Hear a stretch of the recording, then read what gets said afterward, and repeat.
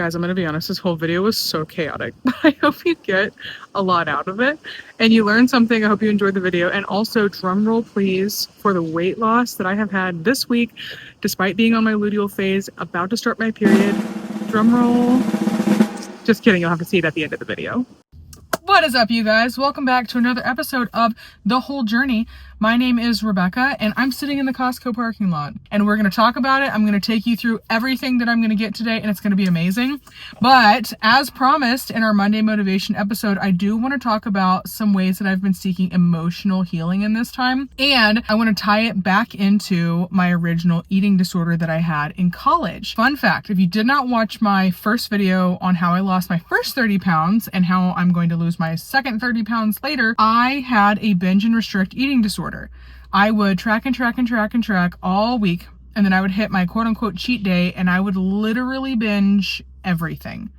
But it was because I was stuffing and not acknowledging my emotions literally all week. And then I would just get food in front of me with no rules and go crazy. And I'm going to be honest, it probably stemmed from the fact that I'm from the South. And when it comes to holidays, sad times, happy times, times where you're like needing a pick-me-up after work, a lot of us turn to either alcohol or food, and I turned to food. So anytime I had emotions of any kind, somehow food was involved. So over the course of several years, I had to slowly wean myself off of turning to food for comfort, turning to food in excitement, turning to food for anything except for fuel. And I know that I've seen some success in that because in the last couple of weeks when I've been really stressed out about a couple of different things, I've not eaten instead of eaten everything. And that's not to say that that's a good thing, but it's progress with my emotional attachment to food. What I needed back then was not to turn to shoving things in my body to satiate my emotional needs. And I finally got there. Again, it would probably be better for me not to lose my appetite now when I'm nervous or when I'm stressed. But that is something that I can mitigate by forcing myself to eat instead of having to force myself not to eat when I want to eat literally everything. So let's have an honest conversation about how I started having progress doing that. I, because of the trauma that I had, literally had to talk to myself like a child. I know that that sounds a little hippie woo-woo, but when you have things that happen to you when you are a child and you build these trauma responses and build these ways to cope when you are a child, then you still have those exact same mechanisms functioning in your life as an adult. And that's what I would call a program. So it's like a trauma, then response. Something happens, the program starts, this is how you respond. So what I needed to do was disconnect the trauma and the response from each other. Right? So I needed to be able to feel stressed, to feel out of control, to have a stressful day and not immediately connect that to food. So where I started was literally bartering with myself like a toddler. I would have a really bad day or something really stressful would be going on. And I would just want to eat literally everything in the fridge. So what I would do is I would start making swaps. Instead of having ice cream, I would have yogurt with chocolate chips. Instead of having cake, I would have fruit with peanut butter. Like I would literally just try to still give myself something, but with a better nutritional value of what was going on instead of just eating the super sugary or super sweet food that I wanted to eat, but should not have allowed myself to have. Well, once I was able to get myself past that with turning towards swaps instead of turning towards the sugary thing or whatever high calorie thing that I wanted, eventually I started having to teach myself that it was okay if I was hungry. And that sounds crazy to think about, that I, as an adult who does not have food insecurity, had to teach myself that it was okay that I was hungry. I wasn't going to die. Nothing bad was going to happen. I was okay to be hungry. Now, some of us got blood sugar stuff, blood pressure stuff, whatever you want to talk about. But there's a mental thing that goes on when you're trying to avoid the feeling of being hungry. And it's like a give and take. Like if I allow myself to get too hungry, I know I'm going to eat too much and then I'm going to be too full, which is bad. But I also know now when I'm just a little bit hungry, and that's completely fine, versus when I'm actually hungry and I need to eat. So I had to baby step my way from eating whatever I wanted when I wanted, regardless of how I was feeling, all the way to now knowing that I need to eat food, number one, but should have a say, a conscious say in how I am eating and what I am eating and when I am eating. And it has taken time and prayer and dealing with things, because you have to ask yourself 3 questions. Why am I doing this? Like, why am I wanting to eat? Why am I wanting comfort? Where did I learn this from? Where did I pick up, that food is comfort? Where did I pick up on the fact that I can satiate my emotions with food, and what trauma occurred that helped solidify those ideas in my mind? So if you can get those questions answered and start being curious with yourself about why you're responding that way, and literally gentle parent yourself until the point where you can have firm discipline and just say no, your whole life will be different. I'm going to be honest, I had to gentle parent myself for a lot longer than I wish I would have, but now I can be tough on myself. I can be like, nope, I'm skipping a meal. Like, I'm not that hungry. I'm just going to eat dinner. Or I can be like, nope, I don't need to eat this. I can be sitting in an ice cream shop and be like, no, you don't need that. Like, just literally talking to myself like, no, I don't need that, and everything's going to be okay. You're not going to die. So that is how I started seeing some improvement. Praying and self-talk. Not in like a hippie woo-woo self-talk, but like commanding my flesh to obey my spirit and speaking to myself with truth. So as I go into Costco, why I shop and what I buy is all hinging on, is it something that is healthy for my body? Is it something that I can get a lot of good meals out of? But I also will allow myself to get fun things.